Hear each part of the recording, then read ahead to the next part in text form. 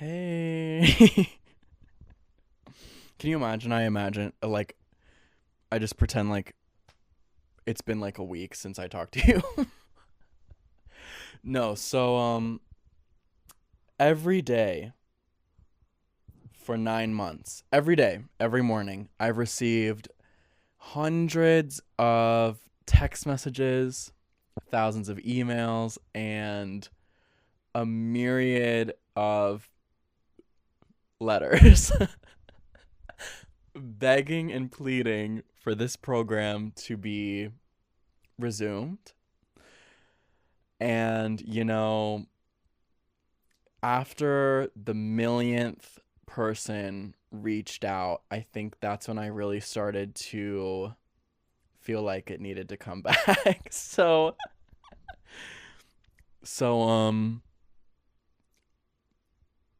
also, you can see me. Newsflash, if you're listening on your way home from work and you're not looking at the video, there is a video. Hi. You can see me. Yeah. So, quick shout out to my parents because I had been talking to them about how I wanted to transform my room into like a more creative space and like a recording space. And I went to New York, and when I came home, whoa! They did all of this. They did so. If you could see a 360 of the room, it's just fantastic and incredible. This is just one angle that I will be filming from. You'll see the other angle another time. You'll see another angle another time. They transform the space. So first and foremost, thank you, mom and dad. Incredible, innovative, genius people for making my new podcast studio a reality.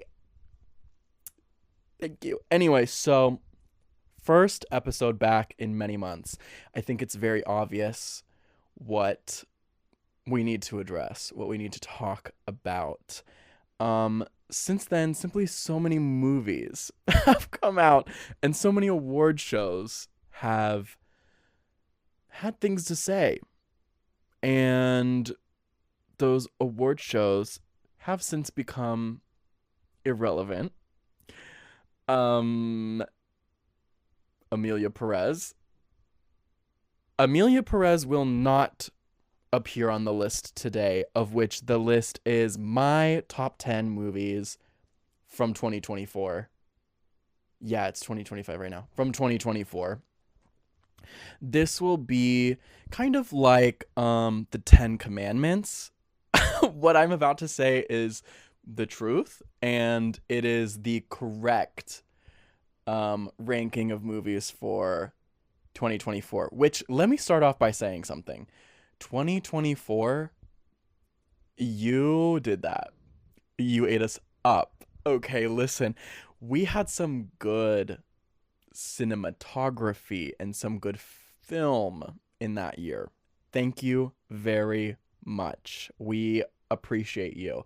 And we are sorry that the awards and the so-called experts decided that we were going to award all the garbage. And I mean that on multiple award shows. Grammys. Anyway, but we're going to focus on movies today, okay? My favorite. Yeah, and we're going to jump right into it because usually, infamously, this episode takes me so long to get through because I have a lot to say, okay? And first, I do want to do a disclaimer. Did I watch every movie that came out last year? Of course not. I have a life. Okay? I did my best and I forgot the rest. And I do want to say that there were several films that were critically acclaimed by my friends, acclaimed by the Oscars, that I simply did not see. So these I'm ranking, of course, just based off of the movies that I have seen. So please comment below. There actually will be comments because this is going to be on YouTube. Comment below the movie that I did not reference that I should make sure I go back in my catalog and watch. Thank you. And next. Yeah, so we're going to do a top 10. Very classic. And I'm gonna be honest with you, a lot of the stuff at the bottom of the list is very like, are you serious? But then the second half of the list is very strong. Like, these are incredible movies. Because I just didn't see a lot of the like Oscar buzz movies this year. I just saw what I wanted to, and that kept me busy enough. So, first and foremost, at number 10 for the best movies of 2024, we have the lovely and incredible passion project, Lisa Frankenstein. Now, wait, before you turn this podcast off, hear me out, okay? Hear me out. Lisa Frankenstein, if you don't know, which means you probably didn't go online at all last year, which then I wonder how you ended up here, because this podcast is for chronically online people. Anyway, so Lisa Frankenstein is a Frankenstein-esque retelling, sort of. It's about a girl who is on the fringe of society. She's an outcast, but she's Gorgina George gorgeous, and she's a little bit sick and twisted. Hello. And she, you know, she finds herself in a predicament with a zombie, and hijinks ensues. And I love to say hijinks ensues. So this movie is very lighthearted and fun. I called it a passion project because it's a movie that you can just kind of feel everyone involved with it was very in love with what they were doing, and the film radiates enjoyment. I would believe that everyone had a great time making it, writing it, visualizing it, acting in it. Very well acted movie. Especially the script is very funny. To me it's a dark comedy. It's very comedic, it's very funny. Yes, it has some serious moments, definitely some dark tones. But to me it's mostly a comedy, and it's mostly fun. And it also is very rewarding of a watch for people who like movies. Like, there's lots of cinema references in it that when I watched it, my film loving heart was very overwhelmed, and it was very cool. There was a lot of unique ideas and new takes on old references that I really enjoyed. Let me look at my notes, because that was all just from my yeah, the movie is very campy, and I do feel that this movie kind of gave some new life into the camp genre. I hope that we see even campier, even more ridiculous fun movies this coming year. Oh my gosh. Okay, obviously Lisa Frankenstein, the character, icon, fashion icon, she carries the whole movie. I don't remember what that actress's name is, but I love her. She was also in Abigail, and she was my favorite character in Abigail. She was so funny. But I can't remember her name. Anyway, she was amazing. Literally love her. Cole Sprouse is in the movie. Huh? Yeah, you heard me correct. Does he have any lines? Well, well, no. But does he say a lot? Yes. Oh, he says a lot. Does he have any words that he speaks? No. But he says quite a bit. So get into that. But specifically, I want to talk about there's an evil stepmother character in this movie, and she is played by the iconic actress that I cannot remember her name either. Cool, great.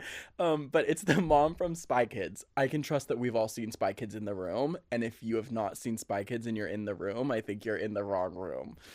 Yikes, I think you should probably try a different door, because this is a room for people that have seen Spy Kids many, many times.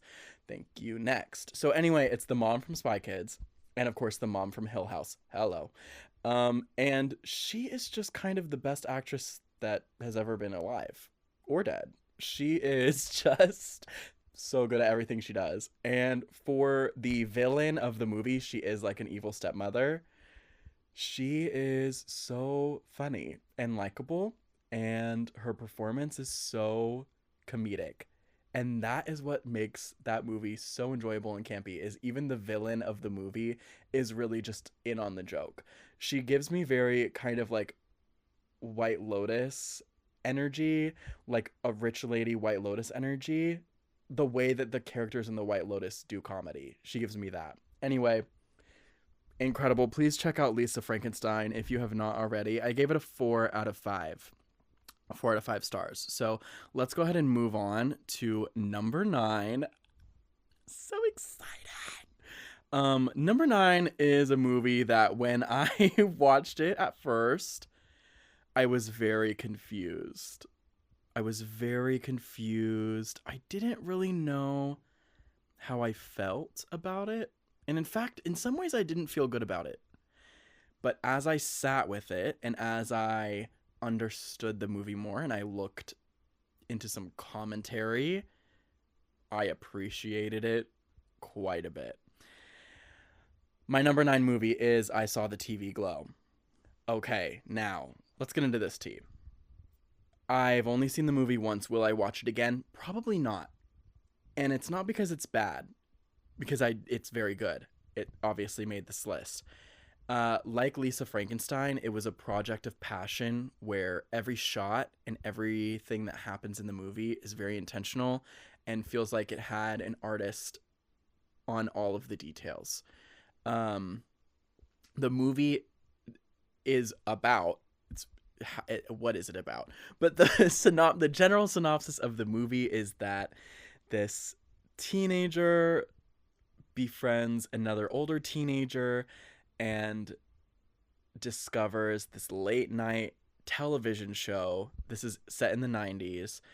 A late night television show, and becomes obsessed with the television show. And I'll say that the lines between fantasy and reality and things become very blurred as the obsession for this show kind of moves the story into madness. So, first of all, I love stories like that. Anything obsession, y'all know I'm there. I'm clocked in.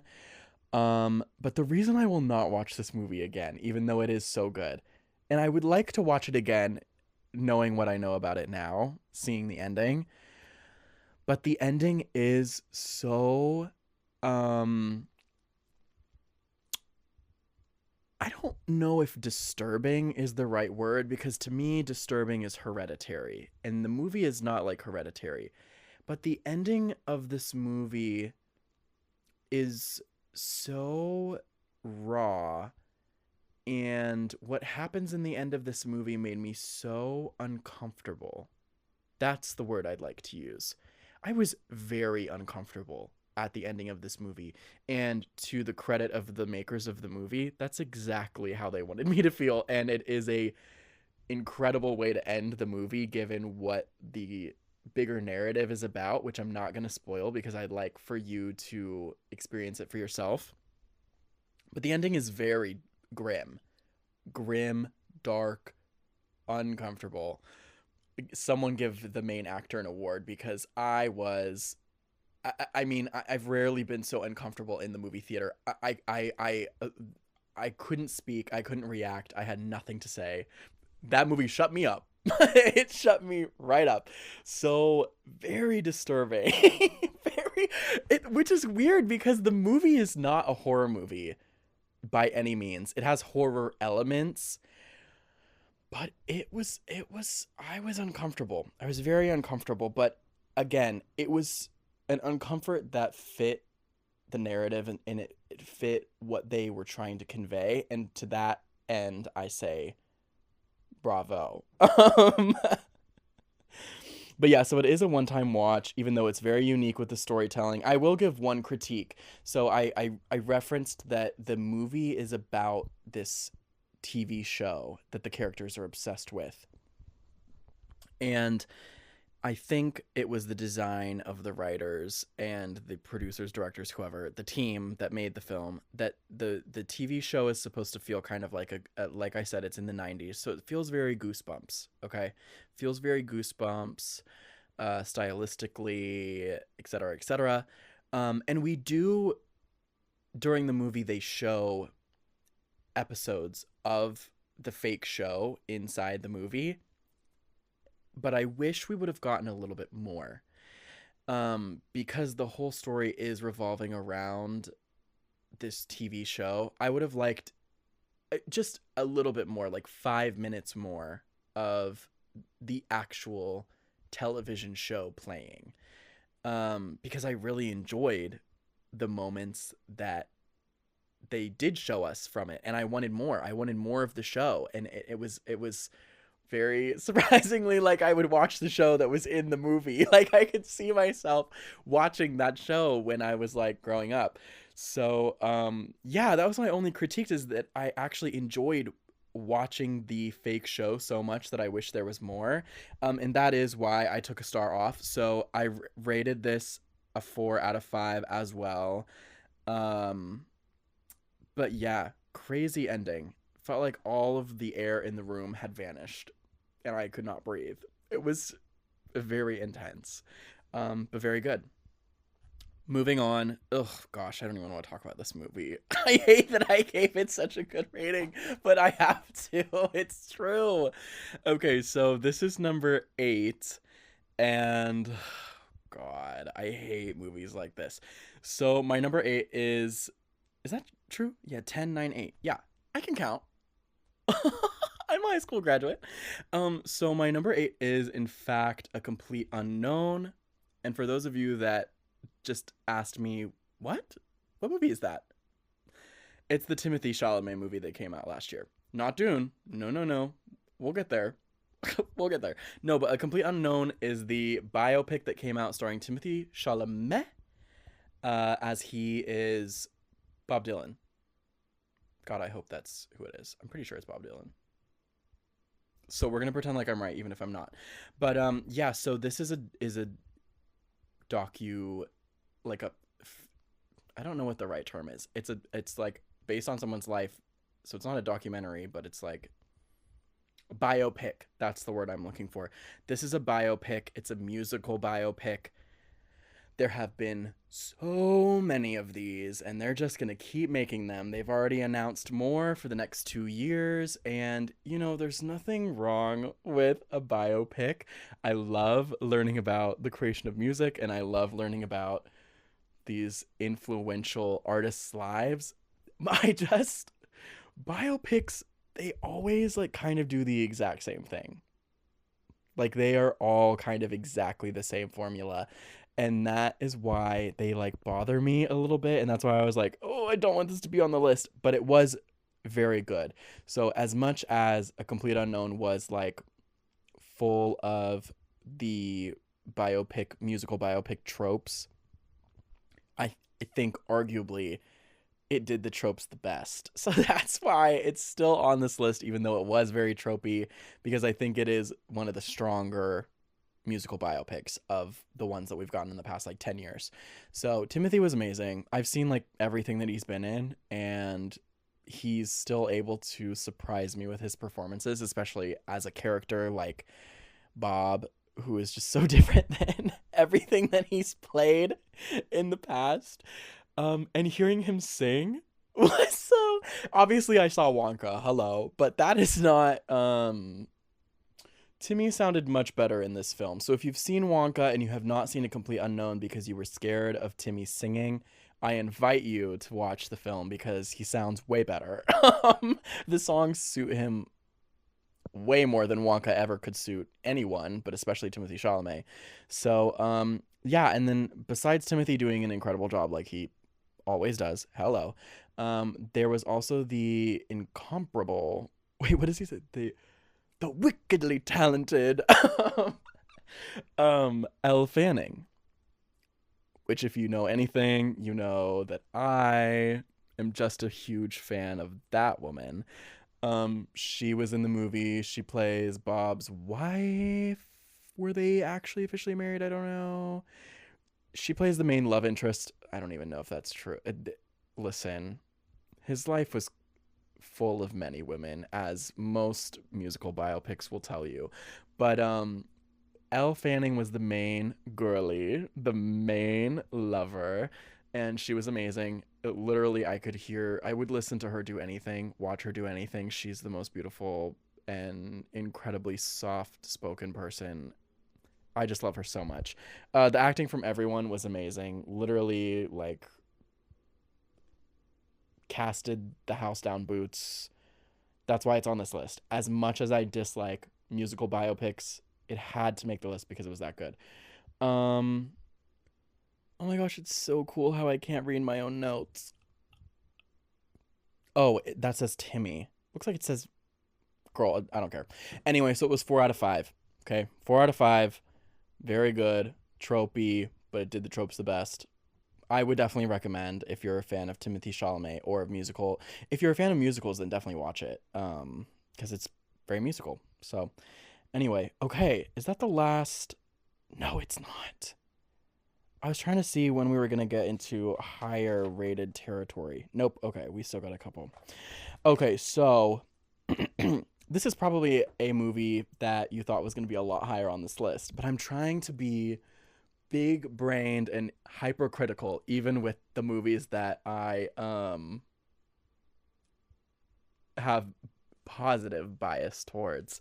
So that is why number 7 is going to be 7. That's crazy. Long Legs. So Long Legs is number 7 and I'm freaking out because Long Legs is so inspired by the movie 7. Anyway, not clickbait. Oh my gosh. Not sponsored also, by the way, but like, hey, movies this year, if you want to send me like free tickets, that'd be cool. I'll rate them 1 star higher. I'll rate them half a star higher if you send me tickets. Anyway, Long Legs. If you know me, you know that I love some good marketing. I love some good marketing. I love some good visuals. When I'm writing my music, I have probably thought about the visuals and the album rollout months before a song's even produced. Which is, say it with me, crazy. I'm working on ER3 right now. Like, that's the songs that I'm working on. And have I already started uh outlining the visuals for ER4? Yes. Next question. So I love visuals, I love marketing, I love, what we see before we see the thing, the rollout.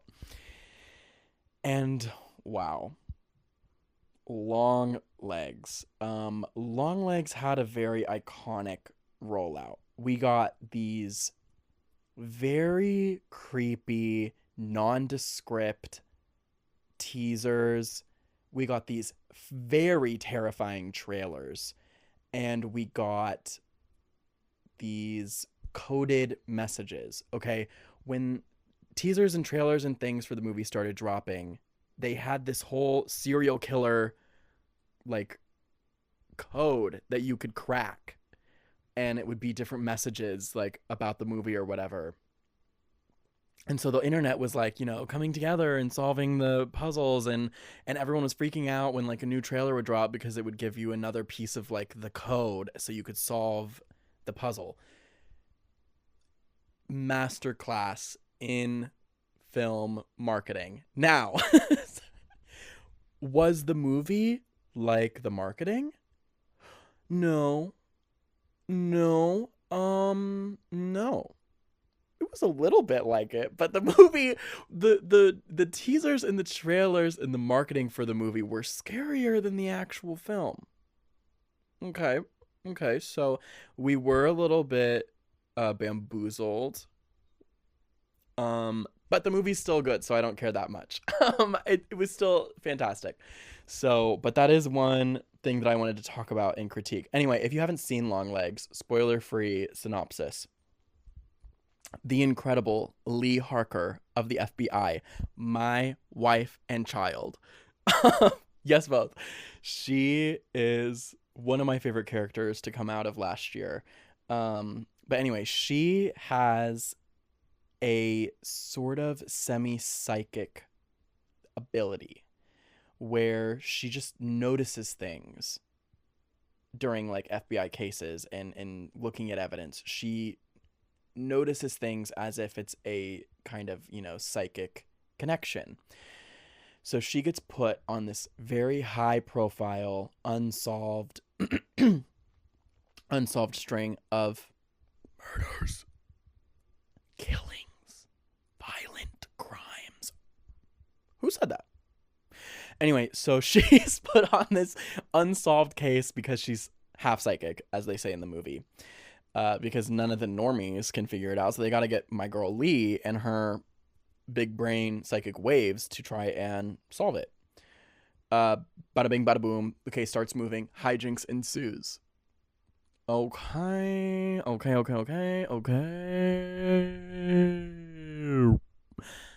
Yeah, and the movie is so good. It's not very well, okay. It's going to be scary to some people and not scary to others. To me, there was one scene where it was a big, very well done jump scare, and I was scared. And then after that, it was kind of over.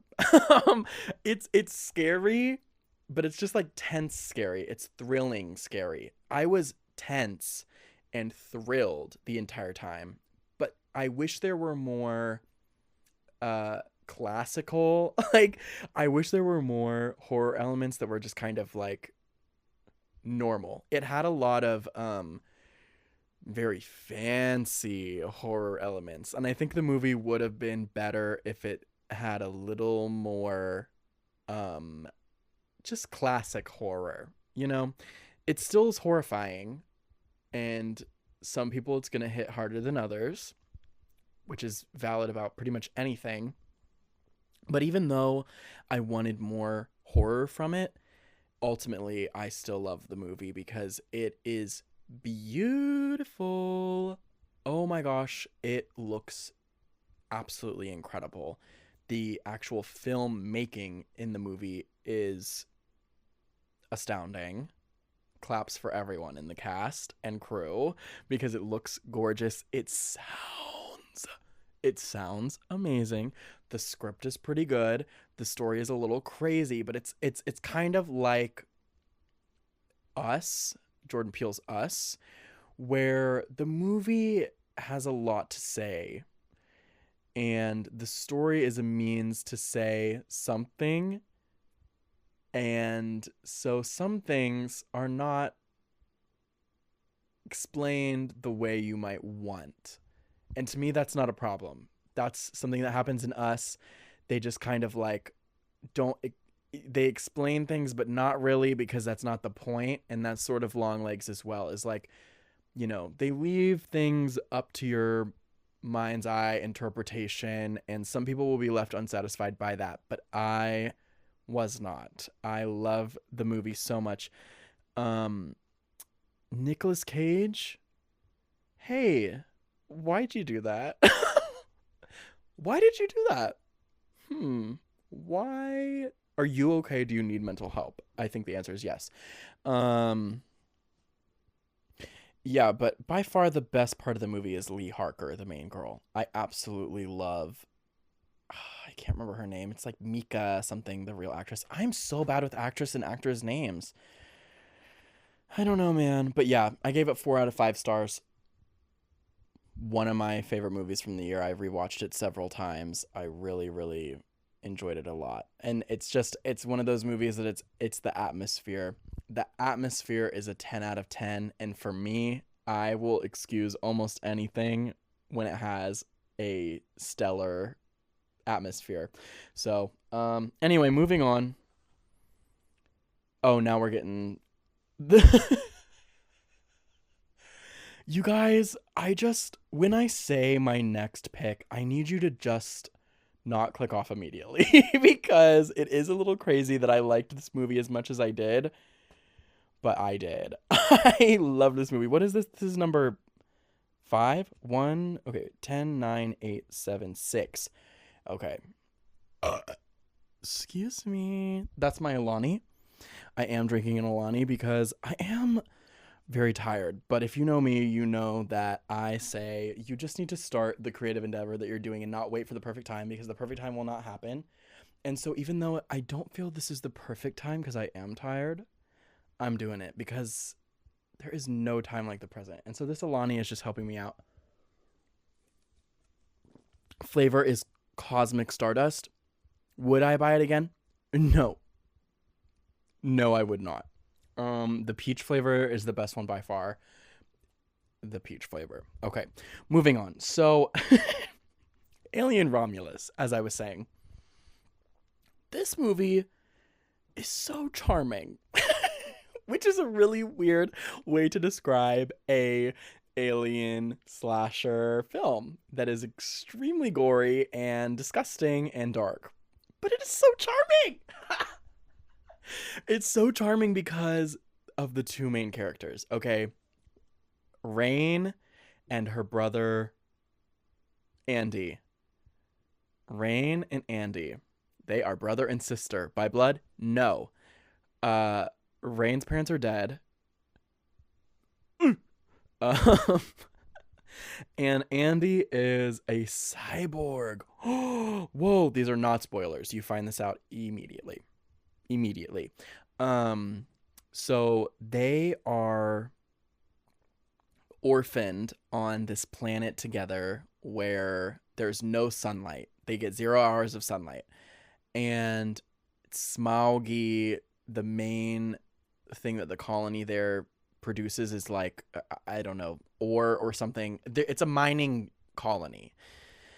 And so everyone is always sick and dying because of the toxicity on the planet, because there's no life, like everything's terrible, and you're trapped there because the company that they work for, that they were born into, hates them. Couldn't be us. Or could it? Anyway, so they can like never leave and they can never go anywhere because this company is evil and they want to keep them there forever to die and work until they die. So obviously they don't want to do that. But they have no way to get off of this planet. Until Rain, her friends, tell her that they need her brother, because he's a cyborg, to help them steal cryo chambers from this spaceship that's drifting right above their planet. And they can go and grab the cryopods, put them on their little spaceship, and travel to this beautiful utopia planet in another system or whatever. So the whole movie is about this group of friends who are all like in their 20s trying to get these pods so that they can leave their doomsday planet and be free to live in the sun. So obviously all does not go according to plan. You can probably guess some of the things that start to happen once they get onto the ship. You know, the movie is called Alien, so there might be one. Okay. But Rain and Andy are such charming characters, and they're so wildly likable in a sea of other characters who are not. But they're so likable, and the movie, just as the story progresses, you also start to like the main characters even more with every interaction. So by the end of the movie, I'm in love with both of the main characters. And also, the pacing of the movie is spectacular. It is a film that is gripping from start to finish, and the setup to execution of everything in the movie is just so well done. Shocking, yes. Yes, it is shocking. Violent, yes. Yes, it is violent. Jump scares, well, yes, of course. It's a scary movie. It is cheesy. It is, the plot is a little generic. The script is a little generic. But those two main characters are just so charming and lovable that I couldn't help but fall in love with the entire movie. And also, this is insane, but the special effects, set design, sound design, lighting design, the design of the movie, the visual design is so good. You would think it was a Dune movie. That is how good space looks and space objects and space elements and futuristic elements. The world building is so strong that that's another reason why this movie excels so much. It's the atmosphere. It's the atmosphere. I love atmosphere. So naturally, I loved this movie so much. I did wish that there was a little bit more of the xenomorph, which if you don't know that, the xenomorph is the name of the alien, the big bad. So I wish there was a little bit more Xeno, but Rain for me is like instant horror Hall of Fame. Like she is immediately up there with the Laurie Strode, and I can't think of anyone else's names, but like all of the iconic protagonists of horror movies, she's immediately in the Hall of Fame for me, and I think she should be for everyone. But yeah, so that's Alien Romulus. 4 out of 5 again. Please watch it. Please watch it. It's so good. It's a great movie too to watch with like a group of friends. Very easy. It's not like you don't have to think very hard about the movie. So it's a great movie to put on with your friends at a slumber party, a sleepover, or just a late night. Yeah. Okay, so now we take a turn to where the movies are all very good. The movies are, I mean, obviously I love all the movies that I've already talked about, but these next movies are all like so strong that they almost could all be interchangeable with each other, except for the last two. So like the next 3 movies are basically all tied for third. And then my second and first pick are very obvious to me. They're very strong. I've known for a long time that that's what they were going to be.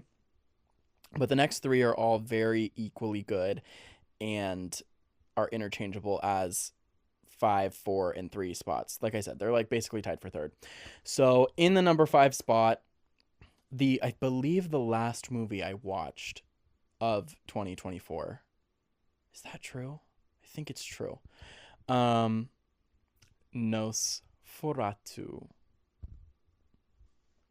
Who's messing with the lights? Anyway, yeah. Nosferatu, I'm not going to talk about it very long. I think we all know about Nosferatu by now. It's been a huge sensation.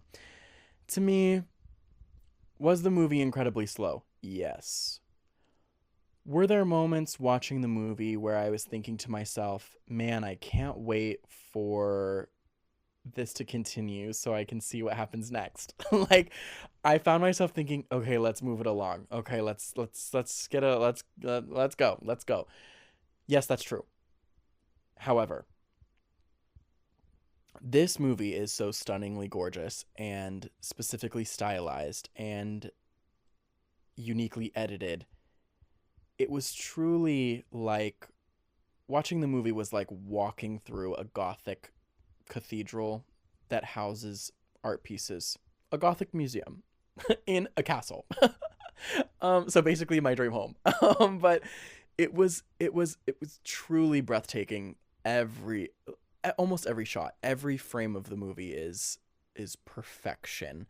So even though the plot to me was not overwhelmingly fast paced, in fact the opposite, I really don't care, because if I'm going to watch that movie, it's okay that it's like a slow burn, a slow pace, because if I'm going to watch it, I just want to look at the most beautiful things I've ever seen in cinema. And that's what I got from that movie. It is truly breathtaking how incredible the movie looks.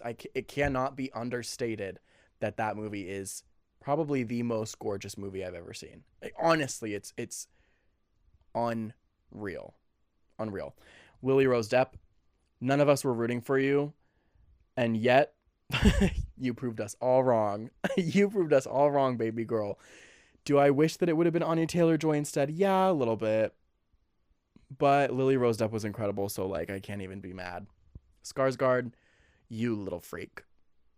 Need Skarsgård and Nicolas Cage to have a kiki, because what's going on there? Like they both need help. They both need serious help. And I would like to give it to them. Anyways, so I'm not going to give you a summary of Nosferatu because it's super old and you should know. And also if you don't know, just go in blind, because then little bit of excitement that there is figuring out the plot will help you watch it. So, yeah, so I gave it 4.5 out of 5 stars. This is the first 4.5 out of 5, so we did make that little bit of a jump. And again, it just, like, that is a movie where I'm like, wow, this is why we make movies, and this is the best use of the medium movie. Because you've got to sell me on, like, this should be a movie, not a book, not a TV show, not a XYZ other thing. And that is a movie. Okay, so I'm discovering many things about how I'm going to need to do this podcast differently in the future because the battery on this camera did die. Anyway, so I have no idea what I was talking about 5 seconds ago. I know it was about Nosferatu or something, but we're just going to move on. We're going to move on, and it's going to be to another movie that I'm not going to talk about that much because you're already tired of hearing it. And of course, that is The Substance. Hello. So clocking in at number 4, but tied for 3rd, is The Substance. This is a rare movie. It is an absolutely rare movie. It is another movie of passion. It is so interesting in the way that it tells the story. It's so interesting and diverse in its ideas and in the visuals, and yet so simplistic in its concept and in its location and in its filming and it's perfect because it's complicated, but it's simplified. It's so easy to grasp, but there's so much there. And engaging from start to finish. 2 hours and 30 minutes, and I was not bored one time. And in fact, I did listen. If you don't know what the movie's about, I'm not going to tell you. Just go experience it. But there's a scene towards the end of the movie where, I'm not kidding, I started to clap in the theater. I wanted to stand up and I wanted to clap. I didn't stand because I was in a theater where that would be inappropriate, but I did clap. Was the movie over? No. There was still a movie left, but I clapped because the scene was just so incredible and I couldn't believe what was happening in front of me, and it warranted applause. It warranted applause. Sorry. Hey, sorry. That's my opinion. And if you don't have the same opinion, that's okay, but I do feel, to the creators of that film, thank you. Thank you for your service. Miss Demi Moore, honey, mama, that's mother, and I hope that she's booked and busy until the day she dies, because I will be seated for every showing. Miss Margaret, Miss Margot, Miss Margit Qualley, wife of Jack Antonoff, Taylor Swift. That's his full name, Jack Antonoff Taylor Swift. She is probably the most stunning woman I've ever seen. And the shots of her in this movie, she does not look real. She looks so perfect that it's actually... Is she real? I don't know. And maybe in some of the shots, it was not a real body. Because she looked that good that I would believe that it was fake. Because she looked incredible. She looked incredible, and I wish I was her in that movie. I wish I was Sue, and I think we all do. I think we all wish we were Sue. But yeah, absolutely stunning. Again, it was so well stylized and so well in tune with what it needed to look like and what it should look like. And I would watch Sue's yoga show or Pilates or whatever it is.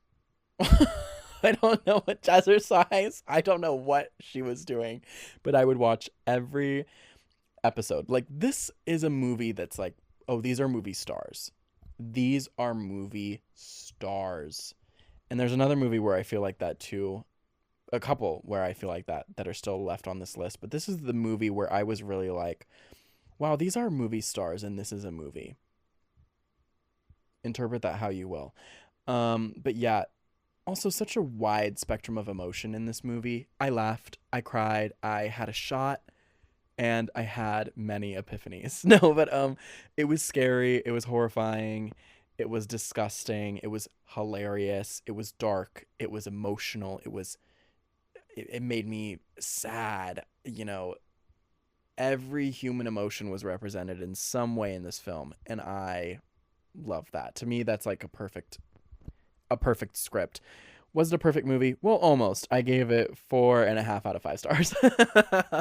And obviously it's not at the top of the list, but I want to reiterate, the movies last year were so good that honestly this top 5 is like, in a different year they could easily all be the number one pick. That's how strong the competition was for movies this year. So, okay, in my third place spot, so it won the three-way tie for third, is in fact the winner of Best Picture, Anora, aka Mikey Madison, a film. I have been a fan of Mikey Madison for some time now. I mean, she hasn't been in that much, but she was in Scream 5, which, of course, we are no longer watching that franchise. And if I see any of you in a seat for Scream 7, well, Scream 8 is going to be starring you. Okay? Right. Anyway, so Mikey Madison is in Scream 5. And ever since that movie, I have loved that woman. That woman? That woman. Her and Jenna Ortega were like my massive fixations whatever year that Scream came out. I love them both so much. I love Mikey so much. Mikey is so talented. It is unreal. And, you know, Sean Baker, the director, claimed that he wrote the movie thinking that Mikey was the main character already. And it shows. It's really just 2.5 hours of Mikey Madison looking insanely hot, being the best actress alive, and it's also a very funny movie. If you don't know what it's about, I'll give you a quick rundown. Basically, Mikey Madison's character, Annie, is a exotic dancer, her words, I think. And she starts to work for a guy who's like, I think he's 22. He's from Russia and he's rich. And they start to form a relationship.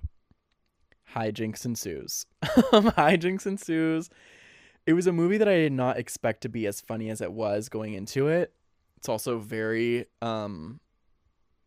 tragic, and it has levels of seriousness and an ending that will stay with you forever. An ending that makes you reconceptualize the entire film. And I love that. Yeah, I mean, there's really not much I need to say about it. It just was like such a grand display of Mikey Madison's abilities, and I am sad that Demi Moore did not get the Oscar, but I was rooting for both of them, so I'm still happy. And Anora Best Picture, sure, why not? Why not? Would I have picked that for Best Picture? No, but what I picked for Best Picture wasn't even nominated. But that is spoilers, and we're not quite there yet. Oh yeah, also, I like believed everything that the characters did. The way that all of the characters acted was totally in line with the way that I saw them, which was just a testament to how the script is. The script is so well written. It just was all 100% believable. And yeah, really good.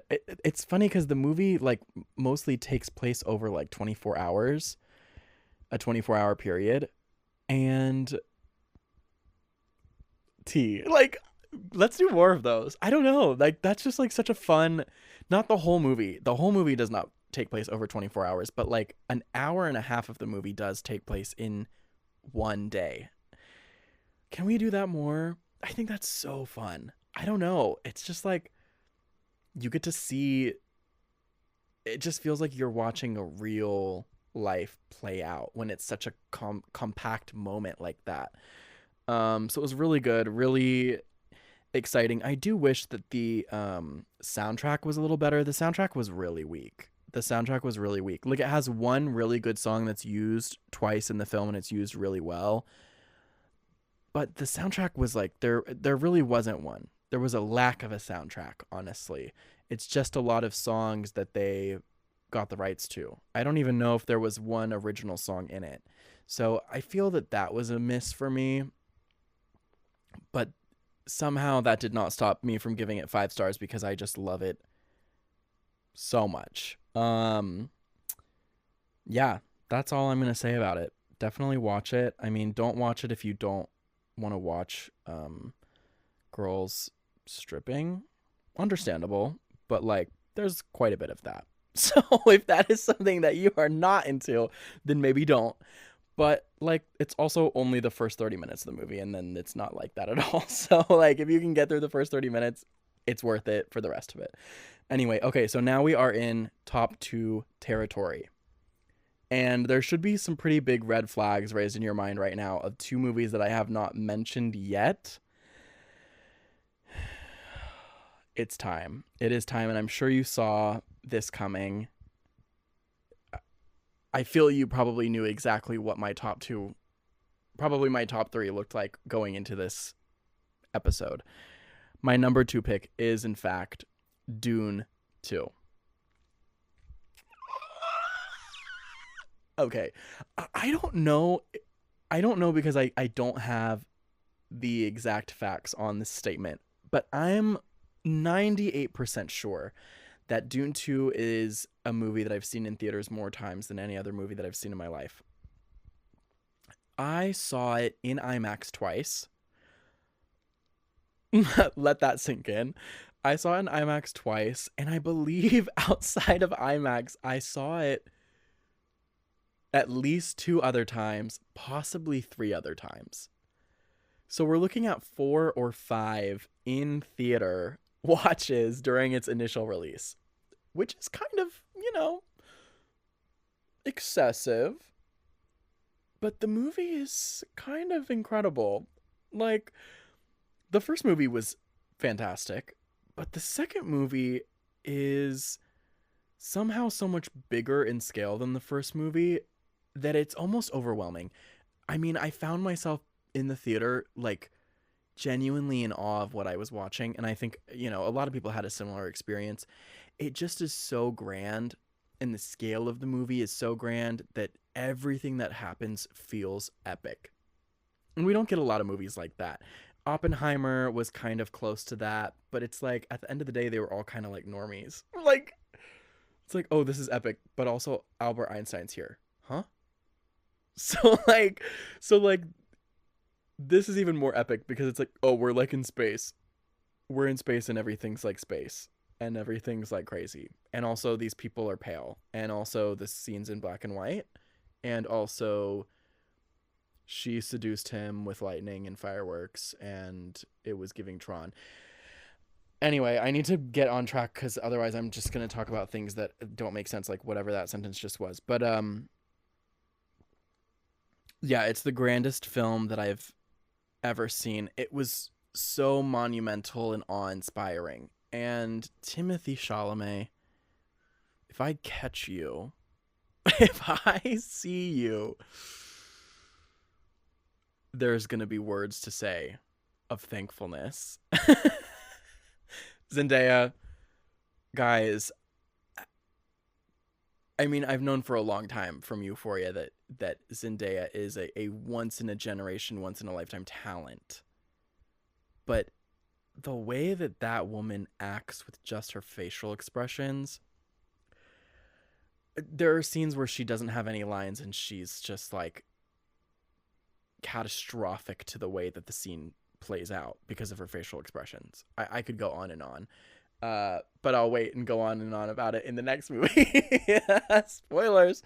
But anyway, yeah, Dune 2 is amazing. Soundtrack, hello. I'm literally so upset that it was unable to be nominated at the Oscars for Best Score because of some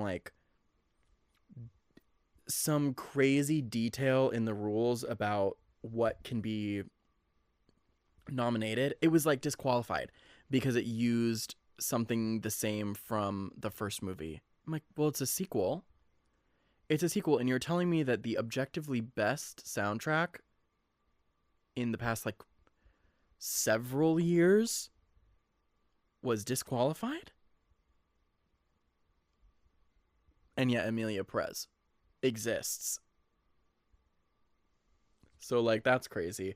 Obviously, I gave this movie a 5 out of 5. And I don't need to explain it. You know what it is. You've probably seen it, and you probably are thinking, yes, exactly where this movie belongs, at the number 2 spot. So, of course, that means that we have reached the end of the list, and there's only one movie left. And, of course, you already know what that movie is. And if you don't, then you must not follow me on Instagram. So I would say definitely go ahead and do that. Okay, thank you. Actually, I'll give you a second to go do that. Mm-hmm. Mm-hmm. Mm-hmm. Okay, welcome back. So, yeah, obviously, guys, my number 1 movie of last year, 2024, was Challengers.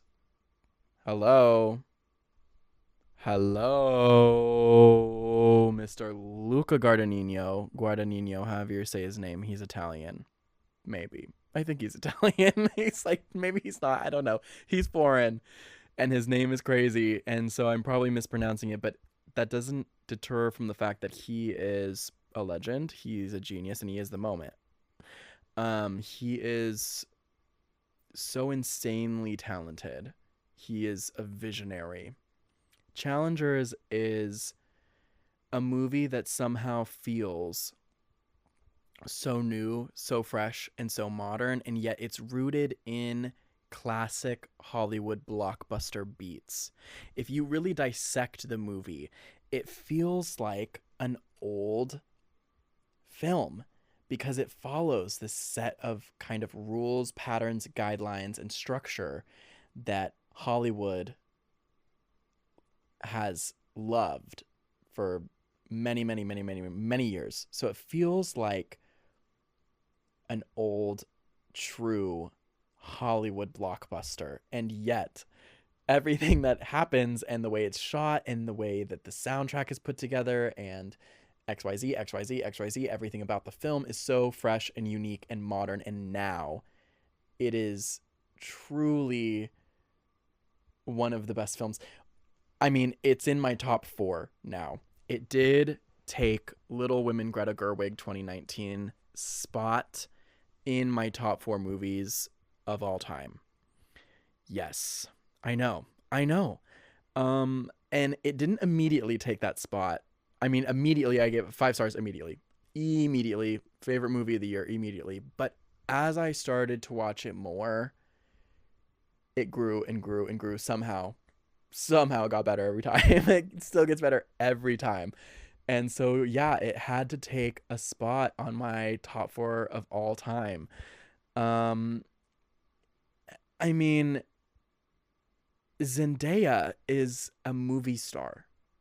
She is a movie star. And obviously, we don't know her in real life, but we have her in interviews. We have her in the public eye. What a seemingly incredible person. What an amazing woman, supposedly, from what we can see. I mean, and she's so gorgeous. She radiates elegance, and yet she seems approachable, and she's young and gifted and talented and selective, and her stylist is incredible. She's like always at the cutting edge of fashion. 2 looks for the Met Gala. Greed. That's the greed they talked about in the Bible for sure. Taylor Swift, no. Zendaya having 2 Met Gala outfits, yes. No, but we thank her for it. We thank her for it. Literally, when that happened, when she revealed her second Met Gala look, I was seeing pictures like on Twitter, and she had already walked the carpet in her first look, and then I saw her in the second one, and I was like, why are people AIing outfits? She already walked. Oh, she's walking again. Oh. And you know there's a third look once they actually go into the Met Gala because no one's actually sitting and eating in these couture gowns. So, like, release the third look. Where's the third look? What is the dinner look? Show us what you wear to dinner. Anyway, okay, focusing on the movie, though, and not just Zendaya, even though Zendaya is the movie. It all of Lucasfilms have done this. It latched onto my soul in such a special way. Obviously, Call Me by Your Name is also in my top 4 of all time, and Bones and All is in my top 6 of all time, probably. I don't know. I can't be specific. It's very close. All of Lucasfilms, except for Queer, which I stopped halfway through and didn't finish. I need to rewatch it. Yeah. Anyway, all of his movies are so inspired. It's actually overwhelming. It's overwhelming. In his style and his writing style, his cinematography style, his soundtrack perspective, every aspect of his movies feels like it's like how I would want to make a movie if I made movies. He is so just like in tune with my taste. And so I'm biased, but I think even without my bias, this movie is so undeniably incredible. It terrorizes me that it got no Oscar nominations. And it's just like, for that reason, I don't care about the Oscars anymore. Like, it was so obvious to me. It was so obvious. Anyway, what else do I want to say about it? The movie is it's so dynamic. It has 2 moments in it where anytime I watch it, I'm so struck by these moments. I won't say what they are, but they both involve Zendaya, and you just feel the emotion that she's going through, or that the characters are going through, so fiercely and so raw. They are moments that, when I think about the movie, they stick out so vividly. And that's why it had to take a top 4 placement of all time, is because these 2 specific moments in the movie overwhelm me so much with what it means to be human, and this feeling of like emotion that it's so beautiful. These 2 moments are so beautiful, and they're not even that significant in the scheme of the movie. But like someone else, if you knew what they were, you might be like, what? But I don't know. Every time that I watch the movie, these 2 moments just fill me with so much just like human emotion that it's just like I'm ready to turn the movie off and just go live. I don't know how to explain it. The movie is just, it's so crazy. It's such a lifetime accomplishment. Like, there's pieces of work that I feel like, you know, certain songs by artists, I hear them and I'm like, oh, that was the song that they were born to write. That was the movie that they were born to make. And I feel like that with Call Me by Your Name for Luca, but this is a close second for that. It's like, this is a movie that he was just like born to make, and no one else could make it other than him. And I'll talk about this for a second. From the trailers, you know, all-star cast, my favorite director before this movie even came out. But the trailers made me scared. The trailers made me think I was not going to like it. Boy, could I have been more wrong. I couldn't have been more wrong, because it's one of its top 4 movie of all time. So anyway, that's my list. If there's any of these that you haven't seen, I think you should watch them. Plain and simple, I think you should watch them. And if there was a movie from 2024 that I did not talk about and you loved, please let me know, because, you know, we get caught up in the cycle of, well, it's a new year, so I need to start watching the movies that are going to come out, and then I'll miss all the ones that I missed last year. So please let me know what movies from 2024 that I didn't reference I might need to see, because I would really like to go back and catch some of the ones that I missed, because I know there's ones that I missed that are really incredible, people's favorites.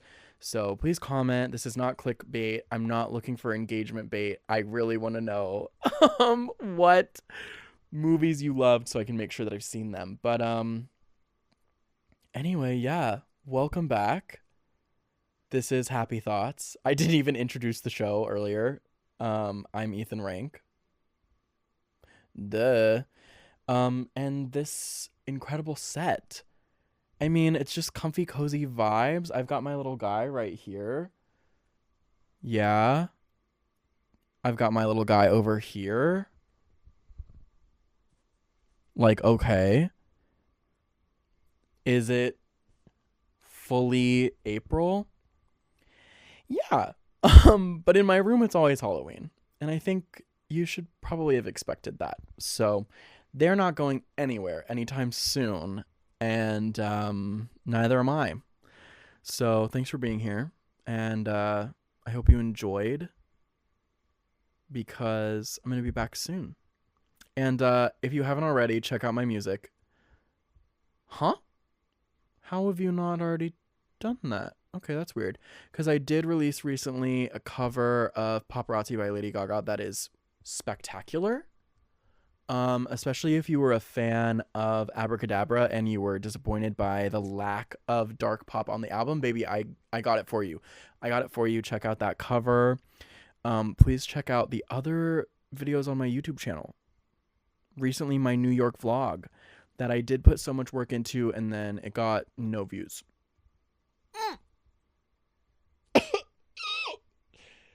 Like, numbers are not important, metrics are not important, but like what? Like, it's so good. So you guys need to go watch it if you haven't. Thank you. But anyway, okay. I'm gonna get off. And